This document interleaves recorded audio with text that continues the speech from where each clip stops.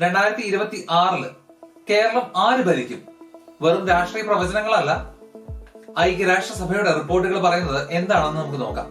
UN സുസ്ഥിര വികസന സൂചികയില് 79 സ്കോറോടെ കേരളം ഇന്നും ഇന്ത്യയിൽ ഒന്നാമതാണ്.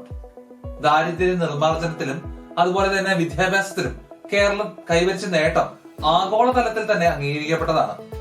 ഇത് ഭരണപക്ഷത്തിന് വലിയൊരു ആയുധം തന്നെയാണ്. പക്ഷെ ഈ മാസം നടന്ന തദ്ദേശ തെരഞ്ഞെടുപ്പ് ഫലം രാഷ്ട്രീയ കേരളത്തെ ഞെട്ടിച്ചു. തിരുവനന്തപുരം കോർപ്പറേഷനിൽ BJP ഭരണം പിടിച്ചതും UDF നേടിയ വമ്പിച്ച മുന്നേറ്റവും 2026 ഒരു ഭരണമാറ്റത്തിനുള്ള സൂചനയാണോ? UN റിപ്പോർട്ടുകൾ ചൂണ്ടിക്കാണിക്കുന്ന മറ്റൊരു കാര്യമുണ്ട്: കേരളത്തിലെ ഉയർന്ന തൊഴിലില്ലായ്മയും സാമ്പത്തിക പ്രതിസന്ധിയും. ഈ ഘടകങ്ങളായിരിക്കും വരാനിരിക്കുന്ന തെരഞ്ഞെടുപ്പില് വോട്ടർമാരെ സ്വാധീനിക്കുന്ന പ്രധാനപ്പെട്ട വിഷയങ്ങൾ. കേരള മോഡൽ വികസനമോ അതോ പുതിയൊരു രാഷ്ട്രീയ മാറ്റമോ? ഏതായിരിക്കും വിജയിക്കുക?